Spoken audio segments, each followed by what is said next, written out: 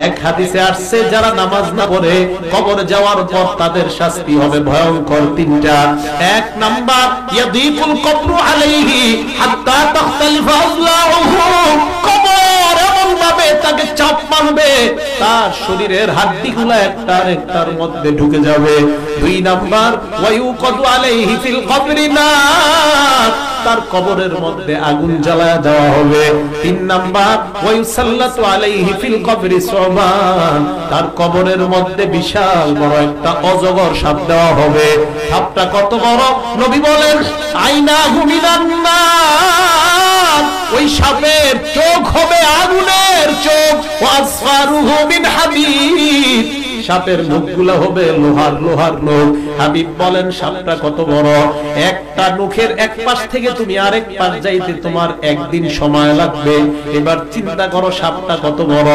আল্লাহর নবীর হাদিস দ্বারা বোঝা যায় ওই বান্দা যখন কবরে থাকবে আর চিৎকার দিবে, চারদিকে তাকায় দেখবে আগুন আর আগুন। হঠাৎ দেখবে তার পাশে একজন বিশাল বড় একটা ডান্ডা নিয়ে দাঁড়ায় আছে। এবার তাকে আঘাত করা হবে।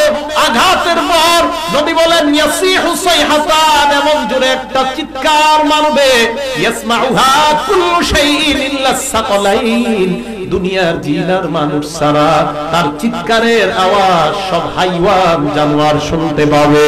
এই জন্য মুফতিরা বলেন গোরস্থানে গরু ছাগল বাঁধা ঠিক না, কারণ গরু ছাগল গোরস্থানে বাঁধলে ওই গোরস্থানে যদি আযাব হয় গরু ছাগল লাফালাফি শুরু করে দেয়। কারণ দুনিয়ার মানুষ আর জিন ছাড়া কবরের আযাব সবাই বুঝতে পারে। তাই নবী কবরের সামনে বসে বললেন সাহাবাদের দল, এই কবরের আযাব থেকে তোমরা আল্লাহর কাছে পানাহ চাও। কেন নবী এই কথা বললেন? অন্য বর্ণনায় বলেন ফাইন্না জামিনহু ফামা বাদাহু আইসার, আল্লাহর নবী বলেন কবর থেকে যদি রেহাই পেয়ে যাও এর পরের ঘাটিগুলা তোমার জন্য আল্লাহ একদম পানির মতো সহজ বানায়া দিবেন। কবরের যদি অবস্থা সঠিক হয়, সহজ হয়, পরের অবস্থাগুলো আবার আপনার জন্য একদম সহজ, একদম সহজ।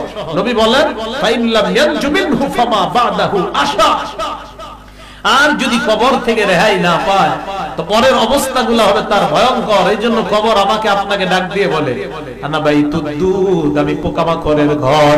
আমাকে আপনাকে কবর ডাক দিয়ে বলে আনা বাইতুল ওয়াহদা, আমি একাকিত্বের ঘর। আমার কাছে আসার আগে চিন্তা ভাবনা করে আসবা। আমাকে আপনাকে ডাক দিয়ে বলে আনা বাইতুল ওয়াহদা, আনা বাইতুল গুরবা, আমি অপরিচিত ঘর, আমার মাঝে কোনো পরিচয় নাই। কবর বলে আনা বাইতুত তুরাব, আমি মাটির ঘর। আমার কাছে আসার আগে চিন্তা ভাবনা করে আসবা। ঈমান নিয়ে যদি কবরে যাওয়া যায়, আল্লাহর নবীর অন্য বর্ণনা দ্বারা বোঝা যায় ফায়ুফসাহু লাহু ফি কবরিহি মাদ্দা বাসরিহি, কবরের মধ্যে তার নজর চারদিকে যেই পরিমাণ যাবে ওই পরিমাণ তার কবর আল্লাহ প্রশস্ত বানায়া দিবেন।